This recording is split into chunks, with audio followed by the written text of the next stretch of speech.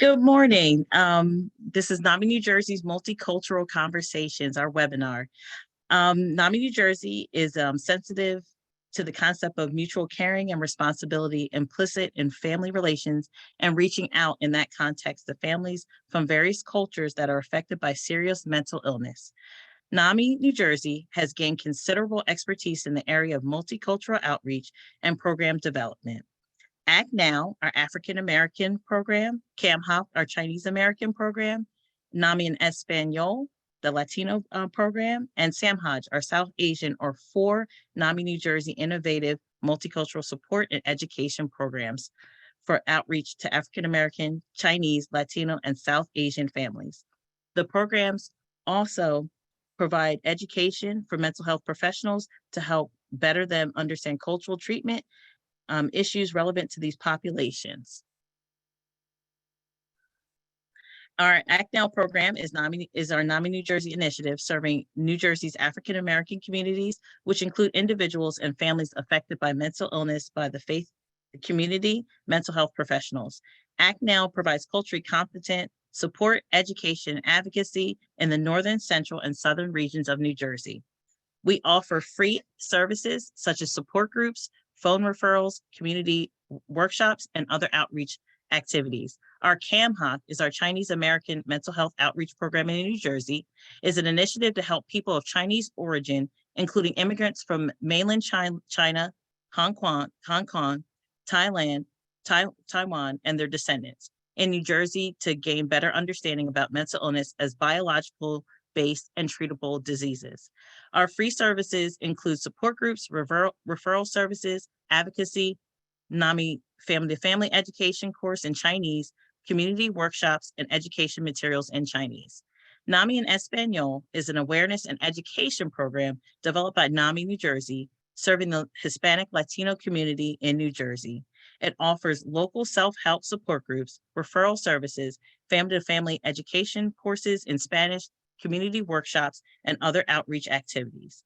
SAMHAJ is our South Asian mental health awareness in New Jersey, is a NAMI New Jersey initiative to help South Asians of Indian, Pakistani, Bangladeshi, Sri Lankan, Nepali, Afghan, and Bhutanese origin in New Jersey and understand that mental illness is a biologically based and treatable illness.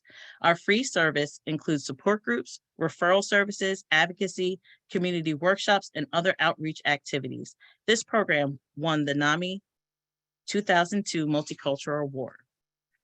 A few housekeeping things is that if you have a question, we could have our Q&A is active and you can type in your questions and we'll get them answered as soon as possible. Our speaker for today is Linda Girardo-Millard, and she has over 20 years experience in working with children, adolescents, and family who has experienced trauma. She began her career as an art therapist working in Philadelphia with children in the foster care and residential systems. She then moved to New England and worked as a clinical coordinator in a specialized foster care program in Massachusetts and Rhode Island.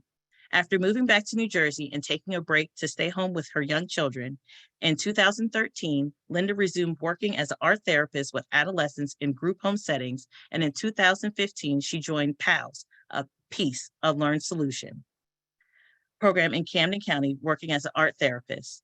In 2018, Linda moved to become the PALS coordinator in Burlington County at Providence House Domestic Violence Services of Catholic Charities.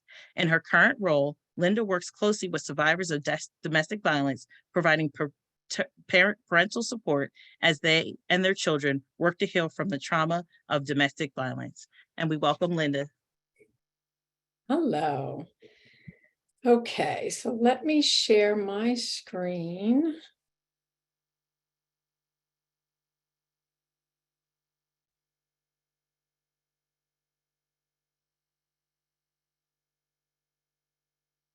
Okay.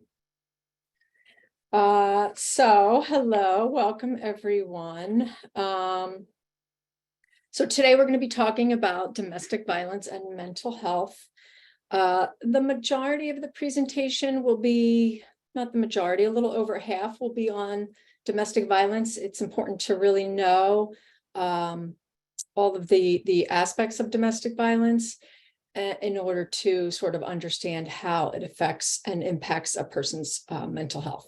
So we're going to spend time doing that.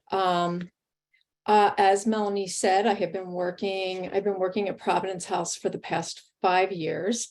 Providence House Domestic Violence Services is the domestic violence program in Burlington County. Each county in New Jersey has a domestic violence program that includes like a safe house shelter for victims of domestic violence.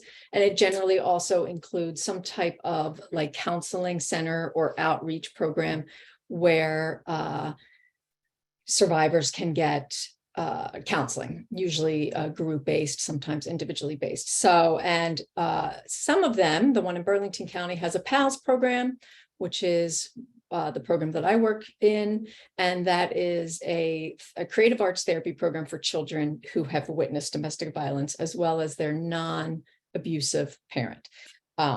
So anyway, basically just a few things to start. I will likely refer to the victims of domestic violence using she, her, and referring to them as women. Primarily, and especially from my experience here, the victims of domestic violence tend to be female.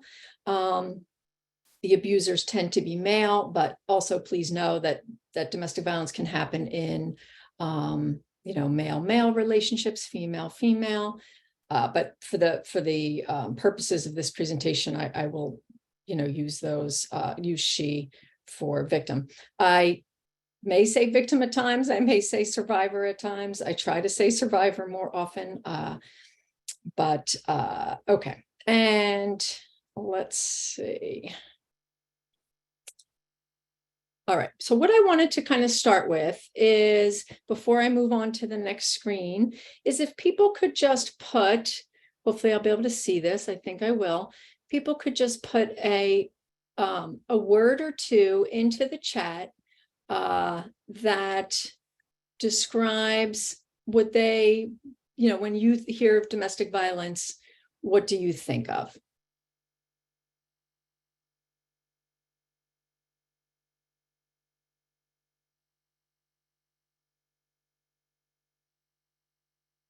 I don't see the chats though.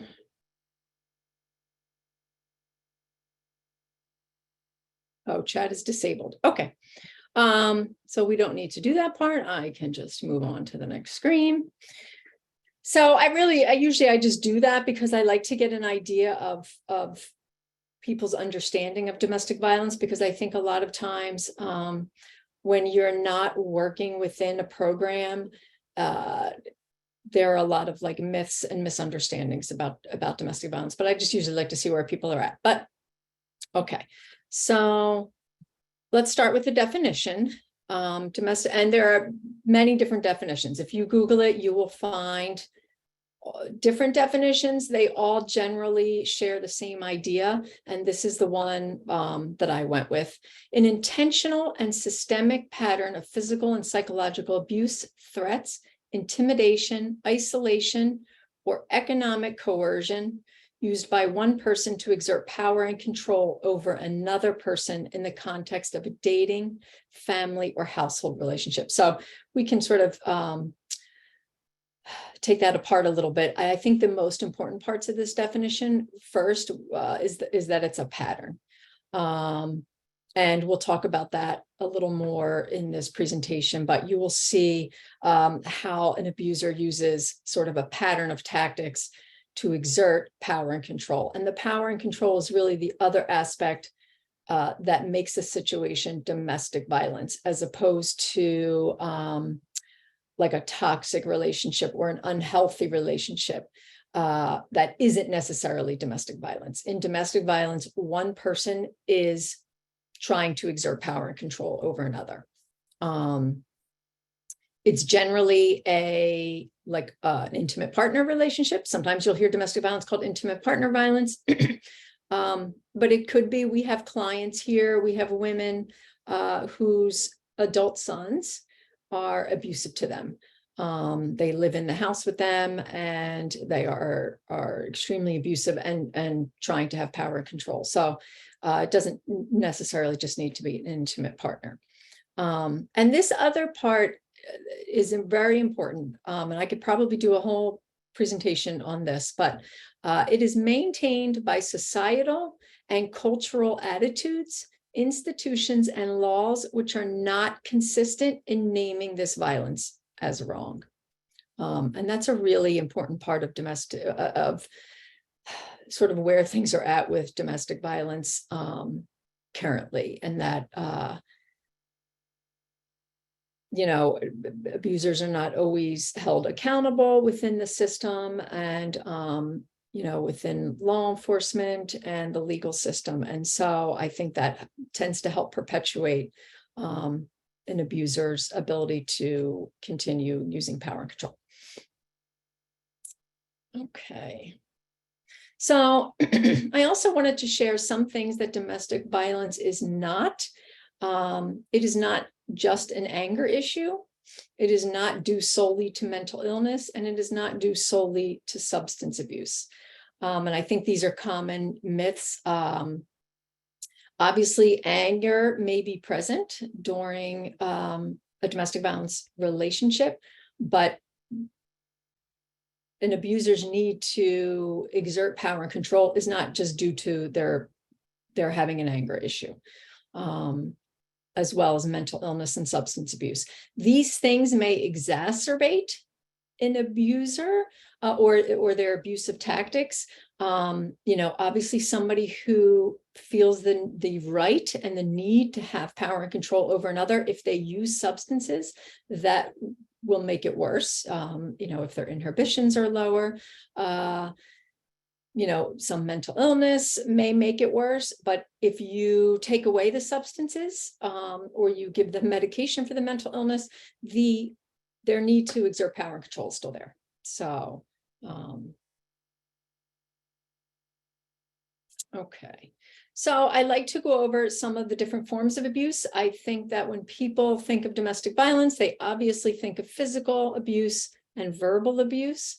They will probably usually think of emotional, sometimes sexual, but that is actually more common, I think, than we know. I think that often people tend to not report the sexual abuse, and I think there's a lot of confusion for survivors around that they're married to somebody and was it actually abuse? But that is a common form. The others are less common or less known. Financial abuse, and obviously that is where the abuser would take control of the finances to the point of the survivor does not have access to money, or does not easily have access to money. Sometimes they have all of the credit cards and don't let the other person use them. Sometimes the survivor came into the relationship with money, but the abuser sort of took over the bank accounts and spent it all. Oftentimes a survivor will leave a relationship and be in debt or have bad credit because of the abusive relationship. Digital abuse, obviously that's more recent with the age of digital, but that could include like cyber stalking. It could include excessive texting, emailing inappropriately. And then there's stalking, which I'm sure you've heard of, and that could include cyber stalking as well as, sort of physically stalking a person at their work, at their home. Legal abuse is one that people don't always hear about, and that's also sometimes called litigation abuse. And that is really where an abuser uses tactics of like filing excessive court motions, constantly. We have a lot of women here who, especially if they have children, that sort of gives the abuser an avenue to continue filing motions for more visitation, more custody time, sometimes even simple things like they want their other partner, the survivor, to drive the child home from baseball every week. And so they will literally file court motions on that. What that does is not only ties up the survivor's time, it also forces them to spend money because they have to pay for court costs. That is I'm finding that is a big way for them to continue abusing, especially, obviously after they've separated or divorced. And then the last one I have on here is post-separation abuse. And that is one that is especially used when there are children. And that is where sometimes this could be called like domestic violence by proxy, or it's similar. And it's where the abuser would continue to abuse and control the survivor, but through the children. And that's, again, that is a whole nother presentation. But it is, we see it all the time, especially obviously I work in a children's program. So we see that all the time. And sometimes that is actually worse than the abuse when the survivor and the abuser were living together.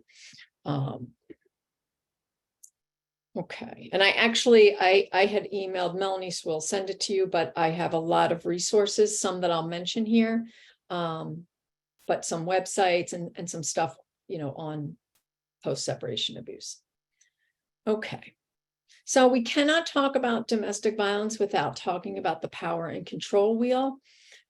This is sort of the power and control wheel was developed by I think the first domestic violence program, or at least the first shelter that was in Minnesota. I'm in Duluth, Minnesota. And they developed this power and control wheel.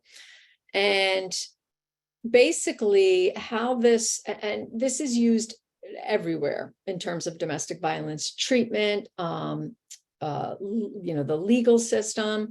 If a victim of domestic violence goes to the police to file, to try and get a restraining order, they are often given a copy of the power and control wheel, even just from that point. And it's used in our domestic violence education. So basically the way we explain this wheel is that all of these sort of, I don't know what you would call them, pieces of this wheel, these spokes, they are sort of subtle, but continuing tactics that an abuser uses over time to have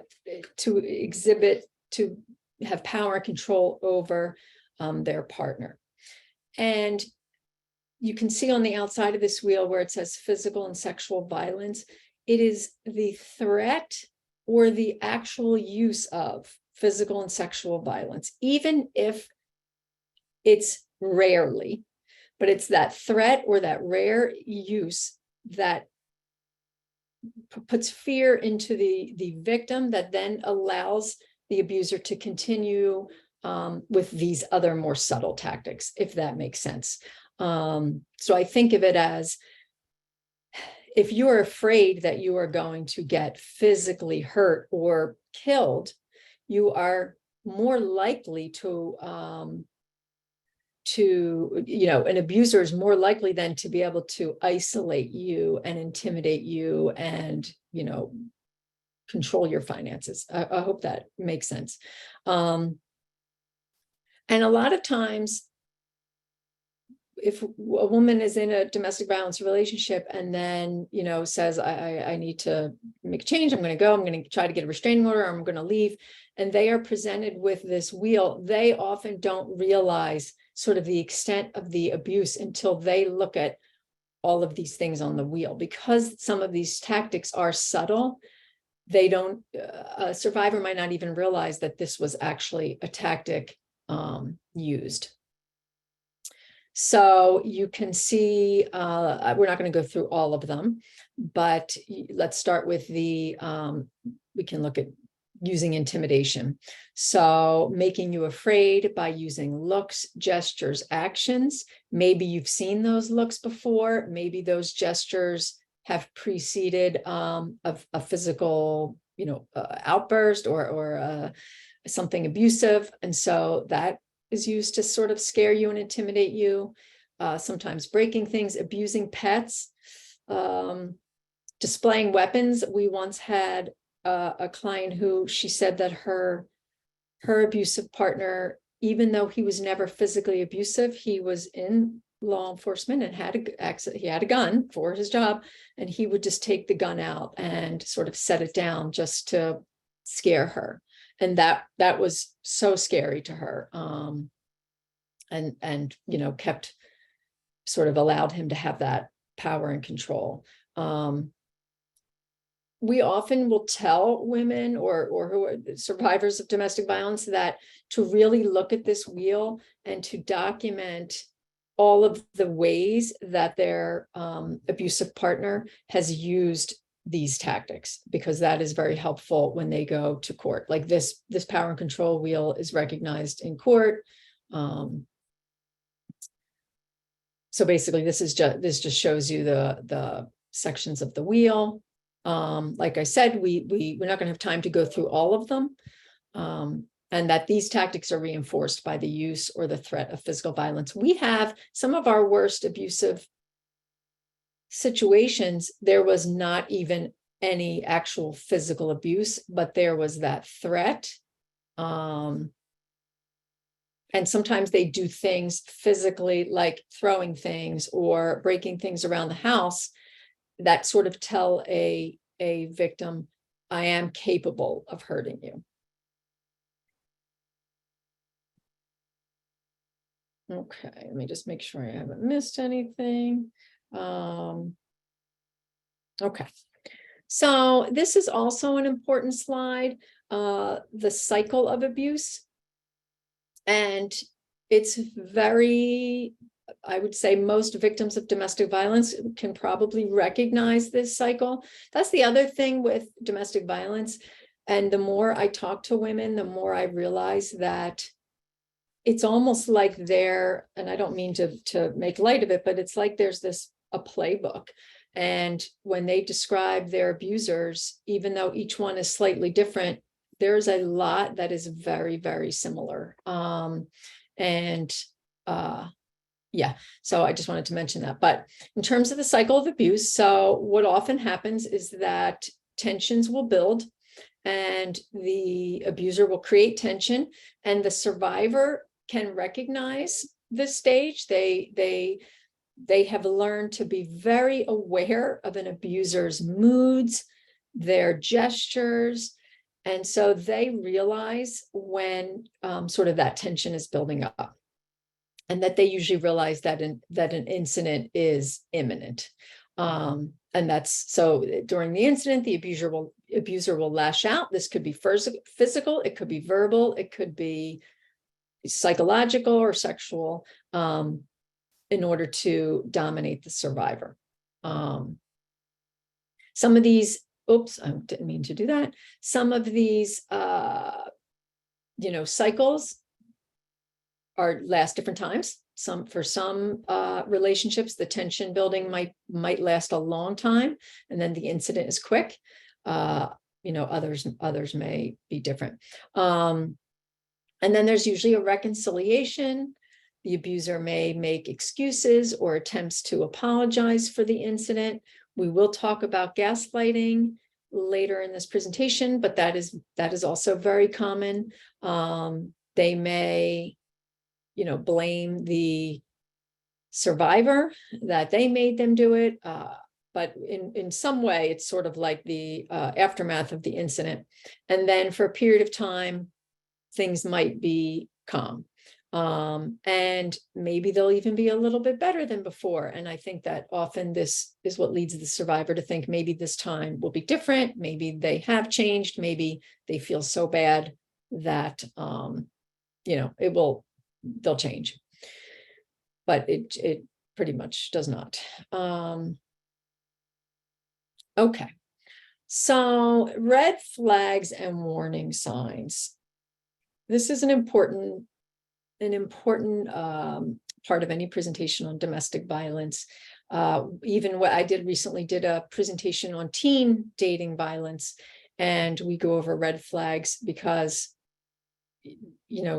you can see some of these red flags even in teen dating relationships. And a lot of times when I work with women and they have left a domestic violence relationship and then they start a new relationship, they will often very quickly recognize some of these red flags in a new potential partner. Sometimes they do not, depending on their own level of trauma. They may still not see the red flags and the warning signs, but oftentimes they will see them very quickly.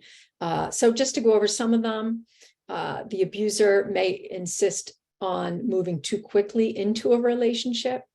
And as I go through these, I want you to kind of think about how these aren't always necessarily that you can see how people might think that these are not warning signs, but that they are actually like good signs. If you have a partner and they want to move too quickly into a relationship, you might not see that as bad. Maybe you want a relationship, and so it feels like, oh, they must really love me.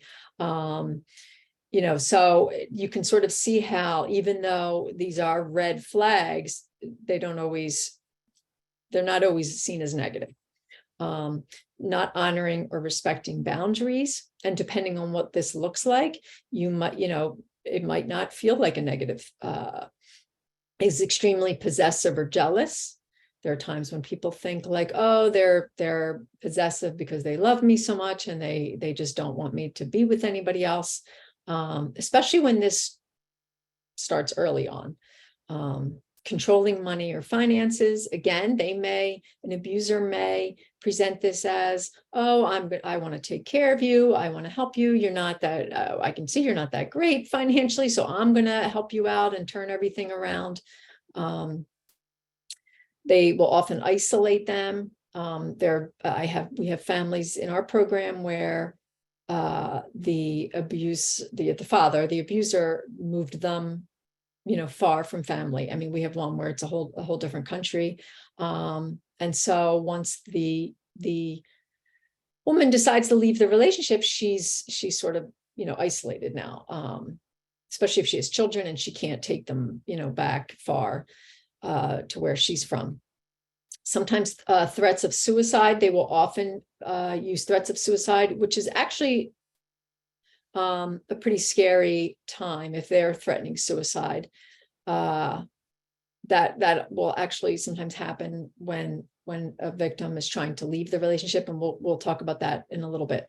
They will be if they're highly critical, even if they're highly critical of other people, especially people that you're close to, that the victim is close to. So they may be critical of your friends, of your family members. That's also a way to start isolating you. We had a family where the father told the mother, his wife, that her family, like her parents, no longer wanted to have anything to do with her. And at the same time, he told her parents that she didn't want anything to do with them. And it worked. I mean, there were some issues anyway, but it worked, and she was isolated from her family for years. They blame others for their failures. They don't take any responsibility. That's a big red flag. If they have a history of abusive behaviors and restraining orders, this sometimes even gets overlooked because the abuser will explain these away. Oh, I had a crazy ex-girlfriend, a crazy ex-wife, and she got a restraining order on me, but it was actually her that was abusive or mentally ill or whatever.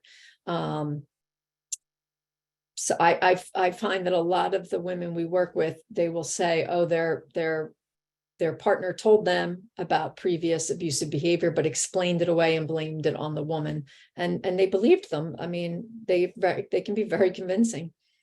They will blame the partner of a previous relationship for the failing of the relationship. It's always the partner's fault, never their own. And if they're checking your phone or your social media without your permission. There are others. These are sort of the ones that are very common. All right. So this is an equally important slide, the barriers to leaving an abusive relationship, because it's often, I think, sort of a myth, if you will, that when a person is involved in a domestically violent situation, a relationship, once they leave, everything will be okay, or at least way better. But this is not always the case. It is actually very often not the case, especially if there are children involved. And because there are so many barriers, all of these barriers that I'm going to talk about are the reasons, not only the reasons they don't leave the relationship, but once they do, the reasons that made it so difficult, the reasons that, well, anyway, so isolation is a huge one, that they have, often the abuser has already isolated them, so much so that if they leave, they don't have anywhere to go. If there's children involved, that's a whole slew of issues in terms of school, not wanting to break up the family,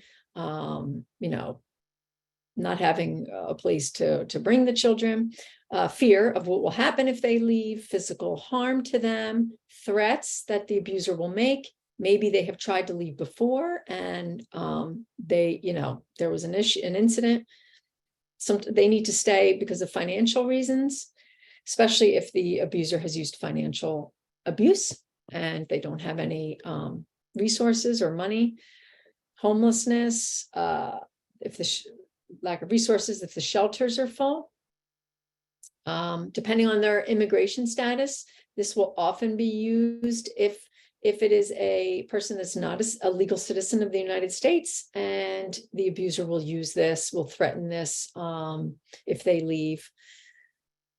Honestly, the failure of the criminal justice system, maybe they try to leave, they go to the police and they are not validated, or they're not given a restraining order. Sometimes it's family pressure or religious or cultural reasons that they don't want to leave. Obviously, they hope and sometimes believe that the abuser will change. Sometimes there's shame involved. Pets seems like you wouldn't even think of that, but that's actually, if for those of you who have pets and maybe are just so close to them and can't imagine leaving them, but if the shelter doesn't take them and you don't have any place to go that you could bring them, you may not want to leave them behind. We had a woman who left her pet, like literally for the day or two, and the abuser, he left and took the dog, and it took her months to get the dog back. She actually had to go to court to get her own dog back. The abuser may threaten homicide. That's obviously very scary, or suicide, which is also scary, because often if they're threatening suicide, if you leave them, that could also be like what would you call it? Like they kill themselves and kill you. Obviously you've heard of those stories on the news. So it can be, pretty serious. The survivor may not want to break up the family and want to keep it as a two-parent family.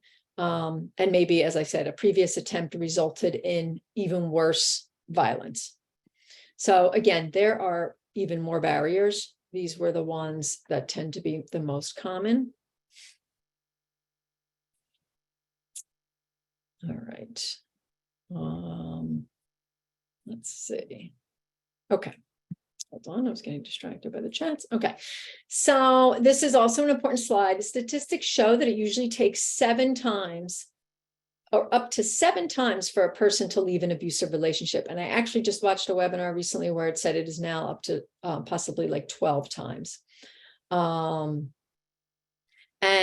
that the most dangerous time is when they are in the process of leaving or they are planning to leave. Because if you think about the fact that the abusive partner their main goal is to get power and control over you. If you are planning to leave, they are in the process of losing that power and control. And so that is when they sort of become more desperate to maintain it.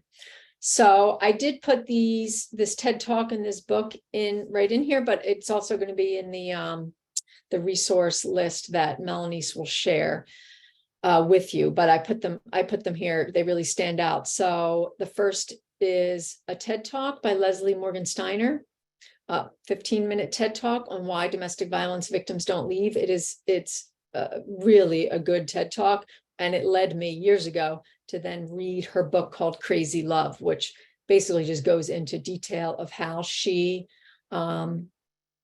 met an abusive person and eventually got out of the relationship. But yeah, I think like I read it in a day or a weekend. But it really kind of just shows you why it is so difficult to leave. So I put this slide in here because I was actually at the Philadelphia Phillies game this past weekend. And as I was washing my hands in the restroom, they had these stickers. I never knew that that they had these there, but they had these stickers at like every sink. And so this is for the Pennsylvania Coalition Against Domestic Violence. But I thought that was great and apparently they had a whole baseball game on domestic violence awareness last August, which again, I also did not know about. But sometimes somebody might be thinking about leaving and really not know where to even start. It's easy. I work in this field, so I know, every county in New Jersey where I would call if I needed to. But if you're not, you really might not know where to start. And so I think even stickers like this, could help someone. Okay. So now we're going to move into more specifically how domestic violence impacts a person's mental health. Let me do a time check. Okay. So, and then we'll have time for any questions. So just moving my thing. Okay. So the experience of domestic violence can interrupt a person's mental health, obviously. It's a very traumatic experience, especially the longer someone has been in a domestic violence relationship. I sort of put this in kind of two categories almost. And I mean, not to simplify it that much, but often we will see survivors who come to Providence House. They have been in a domestic violence relationship. At sometimes you will have survivors who do not have like an existing mental health diagnosis. They don't have a mental health condition necessarily. They experience a domestic violence relationship, and now they are having the symptoms of trauma from that relationship.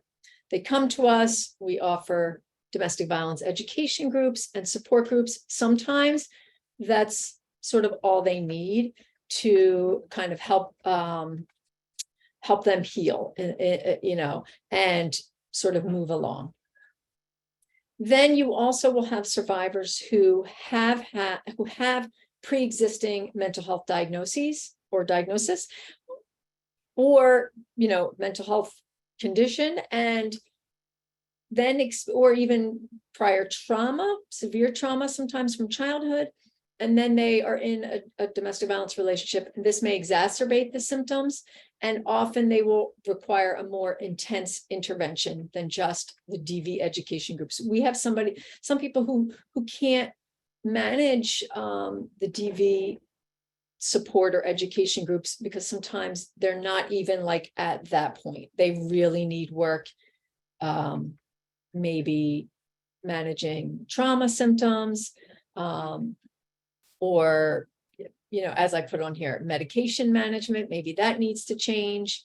Sometimes they may even need an inpatient treatment before they are able to sort of do the specific domestic violence. So those are sort of two ways you can really look at how domestic violence may impact a person's mental health. So these are just some stats that I put on here that I wanted to share.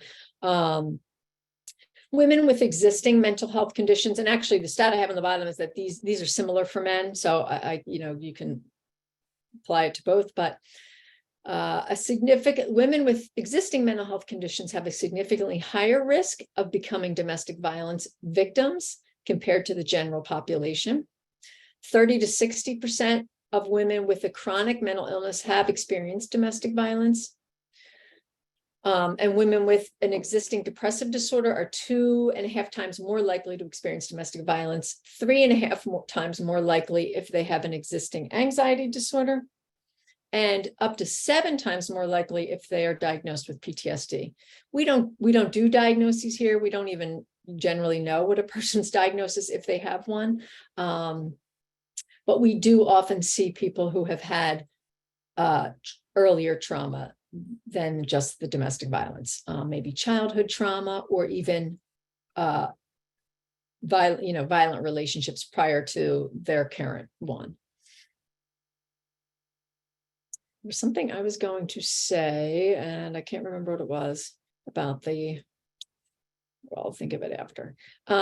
Okay, so these are just some of the sort of symptoms. According to the APA, 20% of survivors develop mental health conditions, including major depression, generalized anxiety disorder, PTSD, substance abuse disorders, to name a few. These are some of the symptoms that we may see. Obviously, increased stress and anxiety, fear, isolation, a sense of hopelessness, depression, sometimes suicidal thoughts. They may be self-critical, self-destructive, possibly self-harming. They may dissociate, or a lot of times they will describe themselves as feeling numb. We even have children who describe themselves sometimes as feeling numb. This is a big one, I think, difficulty with emotional regulation. And that's really where they have a hard time when they are sort of having feelings of intense, anxiety or stress or any sort of big feelings, that they have a hard time kind of regulating that and remaining, calm. And we see that a lot with kids. I mean, that's a whole nother presentation I do. Sometimes somatic symptoms like headaches, stomach aches, they will have different physical diagnoses. Obviously, trauma reactions, which are often described as triggers. When we run our groups here, we have a door that sometimes like slams shut, and we have had that be a trigger for women in the past when they sort of hear that door slamming. Insomnia, isolation, sometimes they will not remember things. There's a whole nother aspect that obviously that's not a part of this presentation, but traumatic brain injuries, which are often a result of physical violence. And obviously that is going to, seriously affect a person. And a loss of agency, and really no longer feeling in control of their life, and for good reason. Okay, this is something that abusers will often do, weaponizing mental health as a form of violence. The survivor does not even necessarily have to have a mental health diagnosis, a psychiatric diagnosis for an abuser to weaponize mental health. And they do this in several ways. This is just some of them. So they may deliberately attempt to undermine their sanity. They will do this through gaslighting, which is a term that you may be familiar with. And I think that let me see I think I put the definition on the next slide. So I'm going to skip to that slide and come back.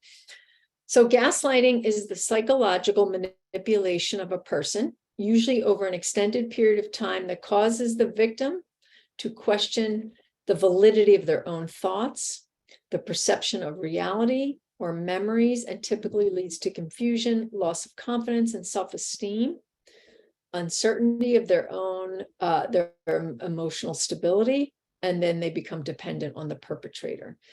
So this could look like they have a violent episode, and then days later you talk about it and they say, no, that didn't happen. You actually hit me. I can't believe you're remembering it like that. You're wrong. And this is done, over time.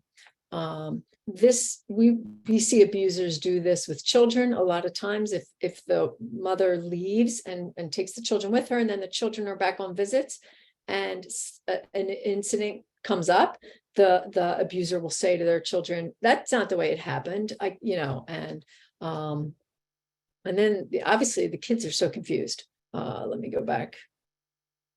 Actually, I don't know if people know this, but the origin of the term gaslighting is based on a play in the 30s, maybe, in which a man attempts to make his wife believe that she is going insane.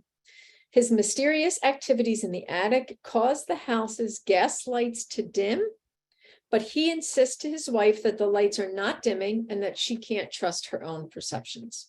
So I thought that was interesting. That's where the term gaslighting comes in. They may also, if the victim has a mental health diagnosis and needs treatment, the abuser may prevent them from accessing that treatment. Sometimes the abuser is afraid that during that treatment, it will come out about the domestic violence. So they don't want them to go. They may control their medication, not give them their medication. They will use their mental illness to discredit them with sources of protection, which means if the victim tries to call the police after an incident and the police come, the abusers will say, oh, she's just crazy. She's on medication. She's got bipolar. I mean, they'll use all these, buzzwords, and you will be surprised how often they are believed. The abuser is believed. And they will use those same tactics to influence child custody decisions, which is super scary. Okay. It is pouring rain here and thundering. I don't know if you can hear that behind me, but okay. So we talked about gaslighting. So I think I just have like 2 slides left, and then I can take questions. So I like to end on the healing notes. So in terms of healing from domestic violence, and again, you're looking at when a survivor comes to our program, we are getting a lot of information. And sometimes after that initial meeting, it's sort of obvious to us that, okay, this person did not have prior, a lot of prior trauma in their lives, or none. They don't have a diagnosis, that is affecting anything. And they really, had this domestic violence relationship, and they just need some education and some support around it. And we're going to provide that. And then, after so many months, they're sort of, feeling much more in control of their lives and have healed. And then you do have the survivors who have a lot more going on in terms of maybe a mental health condition, or they have had a lot of prior trauma, which the domestic violence is just one part of that. But the first thing you're going to do is you're going to meet survivors where they are. I think it is very tempting for people to, when they're talking to someone who's in a violent relationship, to just say, why don't you just leave? Which we learned why they don't, but it's hard. It's really hard to understand, like, why would you stay and continue, to stay in that relationship? But there always are reasons why. And so, it's important to sort of not be, judgmental, and really meet them where they are, and just support them where they are. Safety first. That's a big thing. So we need to look at, is their living environment safe? If they are still with the abuser when they are seeking treatment, we may help them come up with a safety plan for if there is a violent episode. We may help them come up with a safety plan if they do decide to leave. And we will give them information on how you go about getting a restraining order if that's something they choose to do. We also need to make sure their environment is stabilized. So for instance, we had a client who came here and was in a very abusive situation. Her abuser, she was still in the relationship, and her abuser insisted on driving her here, but it made for a very unsafe, it made it almost more unsafe for her, as well as for the other clients that were coming here. And so we really needed to work with her around that whole situation, because sometimes it's not the best time to be coming to DV education groups if that could put you in more harm's way. Unconditional support. Obviously, DV education groups and support groups that are trauma informed. This has proven to be one of the best ways to help victims of domestic violence. The group aspect, which is mainly what we offer here, because it's very helpful for survivors to realize that they are not alone.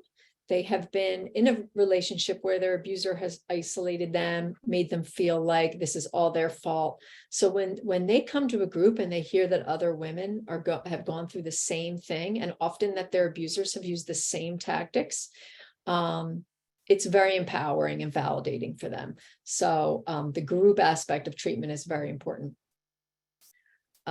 Counseling, therapy, focusing on trauma recovery, especially if the symptoms of trauma, especially if they've had past trauma, we will offer some individual treatment. And, things like yoga and meditation and creative outlets and even just writing have proven to be very effective, especially for trauma. That's a whole, if you've read The Body Keeps the Score, by Bessel van der Kolk, that's better understand why those things like yoga that sort of help in terms of how the trauma has affected a person's body.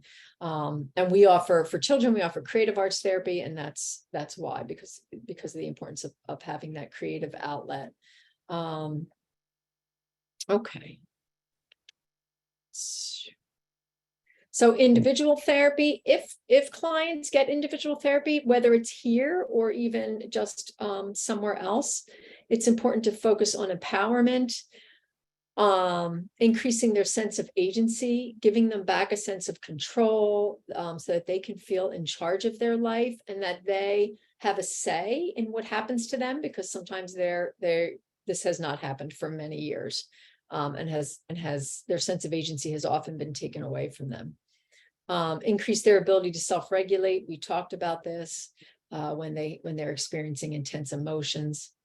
Improve their coping skills, enhance their self-confidence, and really strengthen their resilience. I think that might be the last. Yes, that was the last slide. Okay. All right. Thank you. Thank you, Linda, for coming in on this rainy day.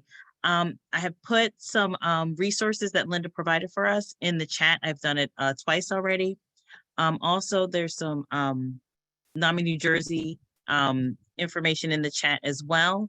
And I put the book, The Body Keeps Score, Bessel van der Kolk, is in the chat as well. If you have any questions, the Q&A is still open. We'll be on here for about another 5 minutes. You can also put stuff in the chat box. If there's any questions, you can start putting them in the chat, and we'll be around for about another 5 minutes or so. And it's been very good. I've been seeing some things in the chat where people have been talking about, like, one of the things that they were looking at is that the partner has you stop doing things that bring you joy as a symptom. So you can definitely look into that. You know what? That's actually a good point, because I find too that that's a whole part of the tactic, right? And then not even just things that bring people joy, but sometimes even people in their lives that bring them joy. So a lot of times an abuser will want to try and stop you from having a relationship with college friends or friends you've had, or work friends, or family members that provide you support. They will often want to, they may be threatened by that or want to stop that. I also saw somebody put divorce bankruptcy in the chat. And that really goes to that financial control.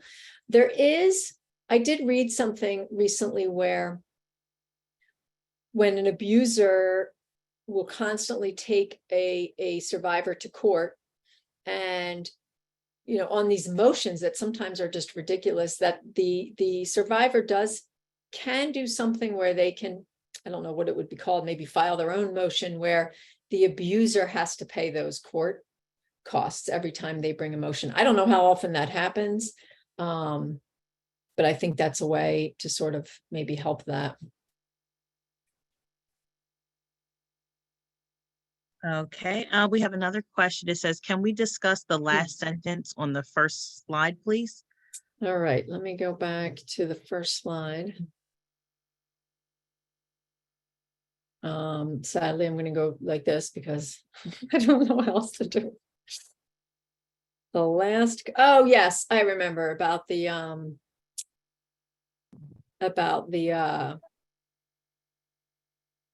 hold on.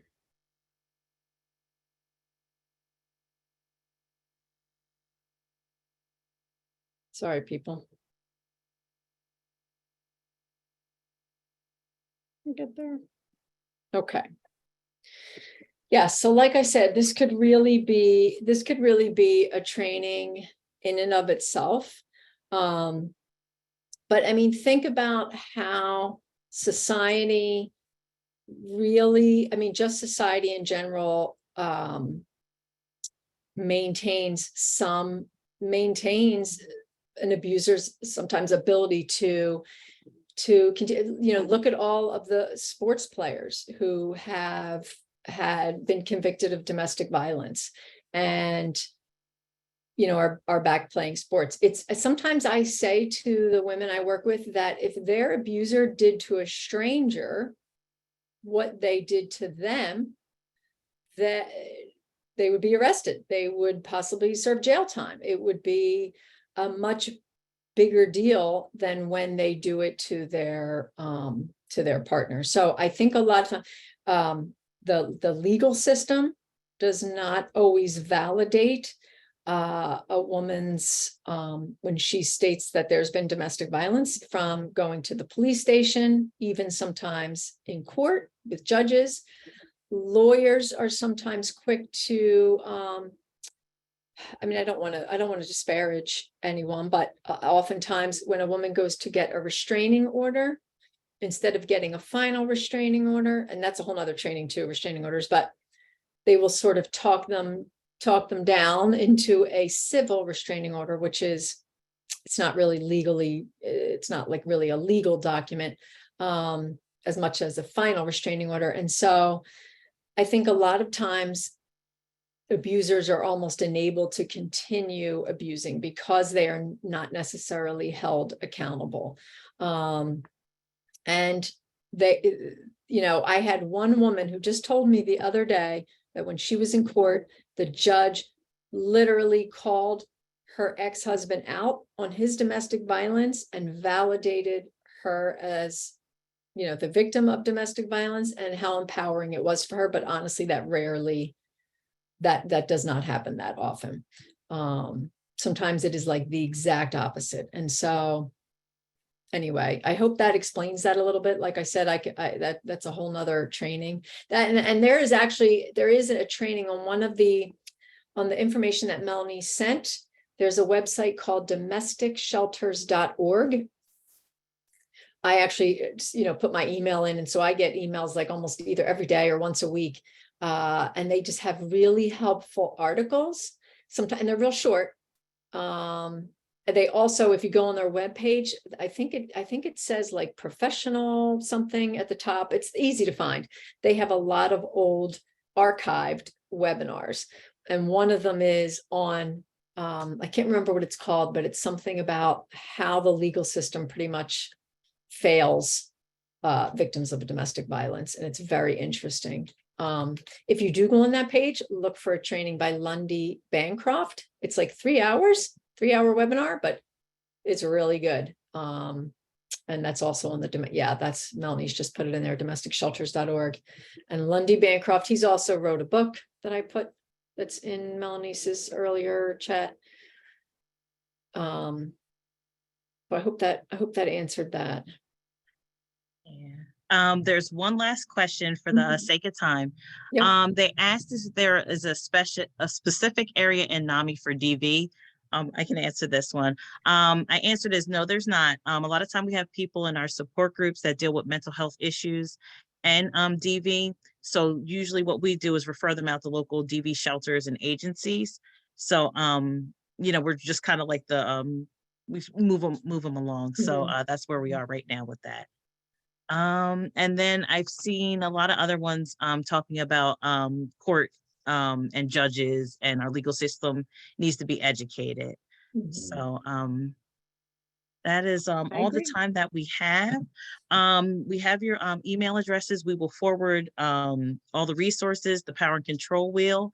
If there's any questions that you have, we have info@NAMI-NJ.org, and you can check out our website also at www.NAMINJ.org. And if that's it, you guys have a wonderful weekend. And thank you again, Linda, for coming out. It was a very good presentation. Thank you guys, and have a good weekend. Thank you all. Bye-bye. Okay.